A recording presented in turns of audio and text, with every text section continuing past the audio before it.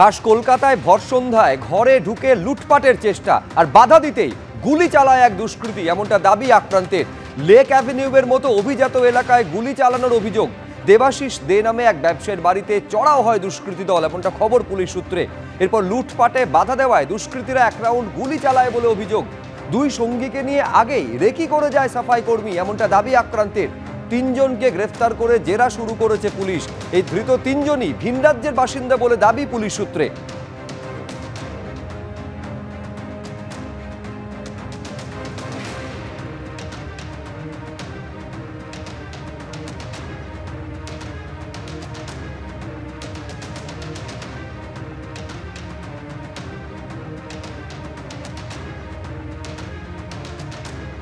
এর আগেও আপনারা জানেন যে শুট আউটের ঘটনা এই কলকাতা শহরে একাধিকবার ঘটেছে। কখনো কসবায় ঘটেছে, কখনো পার্ক স্ট্রিটে ঘটেছে, লেক অ্যাভিনিউ থেকে লেক গার্ডেন্স, অর্থাৎ বারবার শহরের বুকে প্রকাশ্যে শুট আউটের ঘটনা ঘটছে। এবং এইখানে প্রশ্ন উঠছে পুলিশের নজরদারি এবং পুলিশের ভূমিকা নিয়ে।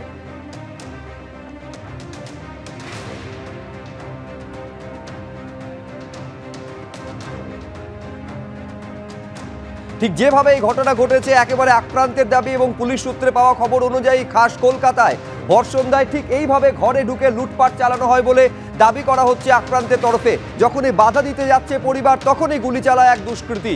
লেক অ্যাভিনিউয়ের মতো আপনারা জানেন যে অত্যন্ত পশ, অত্যন্ত অভিজাত একটা এলাকা, যেখানে নিরাপত্তা সুনিশ্চিত বলে ধরে নেওয়া হয়। সেই জায়গাতে এই ধরনের ঘটনা ঘটায় স্বাভাবিকভাবে আতঙ্ক ছড়িয়েছে স্থানীয় বাসিন্দাদের মধ্যে। দেবাশিস দে নামে এক ব্যবসায়ীর বাড়িতে চড়াও হয় দুষ্কৃতী দল, এমনটা খবর পুলিশ সূত্রে। এরপর যখন লুটপাটে বাধা দিচ্ছেন তারা, তখনই এক রাউন্ড গুলি ছোড়ে দুষ্কৃতী। দুই সঙ্গীকে নিয়ে আগেই রেকি করে যায় সাফাই কর্মী। তিনজনকে গ্রেফতার করে জেরা শুরু করেছে পুলিশ এবং এই ধৃত তিনজনই ভিন রাজ্যের বাসিন্দা বলে দাবি পুলিশ সূত্রে। খাস কলকাতায় ফের চলল গুলি।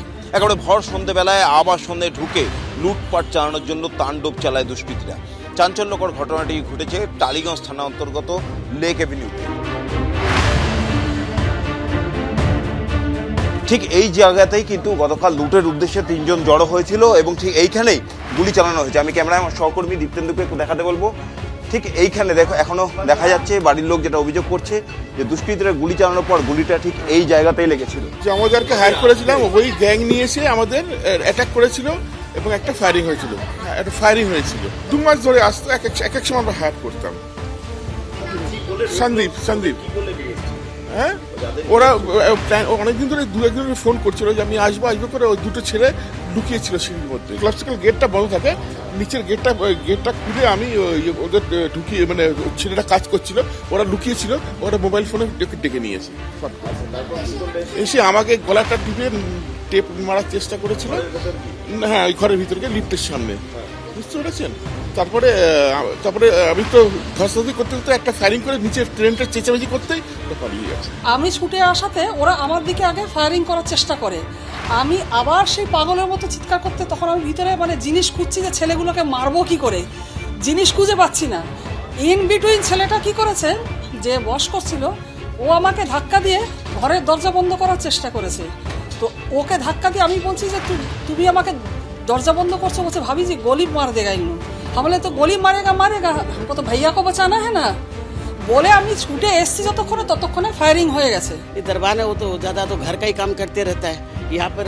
तब आज नहीं तो 2-3 आदमी आया तो कोई को पता चलता कि नहीं चलता। কাউন্সিলর তিনি এসেছেন কথা বলার জন্য। দিদি, এরকম একটা ঘটনা কি বলবেন? মানে খুব তো আতঙ্কের বিষয়। হ্যাঁ, ভীষণ শকিং বিষয় এটা যে এইরকম গুলি চলেছে আমাদের ওয়ার্ডে। নোন লোকটা করেছে, এটা ভেরি আনপ্রেডিক্টেবল হয়ে যায় যখন আপনি একটা চেনা লোককে দরজা খুলে দিচ্ছেন আর উনি এসে এই কাজটা করছেন।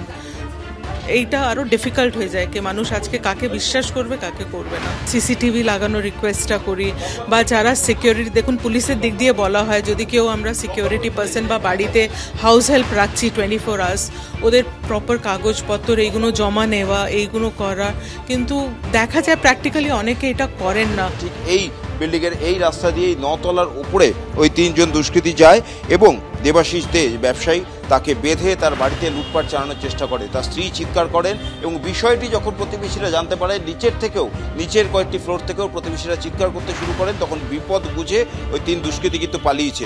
তা যদি না হতো তাহলে কিন্তু যে কোনো রকম আরও বড় ধরনের কোনো বিপত্তি ঘটে যেতে পারত, এমনটাই বলছেন এই আক্রান্ত এই দম্পতি। কিন্তু যেভাবে এই ঘটনা ঘটেছে এবং পরশু দিন অর্থাৎ বুধবার ওই 3 জন দুষ্কৃতীকে ঠিক এইখানেই দেখা গেছে এবং প্রতিবেশীরা সেটা জানিয়েছিলেন দেবাশিস বাবুকে, কিন্তু যেহেতু সাফাই কর্মীর কাজ করতে দুষ্কৃতী এবং পরিচিত ছিল, সেই জন্য সেই সুযোগ দিয়েই কালকে আরও 2 জন সঙ্গীকে সঙ্গে নিয়ে এই দেবাশিস বাবুর বাড়িতে আসেন এবং সেখানে লুটপাট চালানোর চেষ্টা করেন। স্বাভাবিকভাবেই কোথা থেকে দুষ্কৃতীরা আসছে এবং দুষ্কৃতী দৌরাত্ম্য কেনই বা বাড়ছে এত শহর কলকাতার বুকে, সেই নিয়ে কিন্তু প্রশ্ন উঠতে শুরু করেছে বারবার।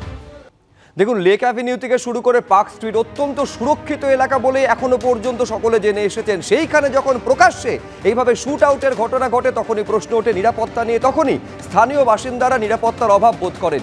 যদিও লেক অ্যাভিনিউয়ের এই ঘটনায় 3 জনকে এখনো পর্যন্ত গ্রেফতার করেছে পুলিশ এবং জিজ্ঞাসাবাদ শুরু হয়েছে। ভিন রাজ্যের বাসিন্দা বলে তারা পুলিশ সূত্রে জানা যাচ্ছে।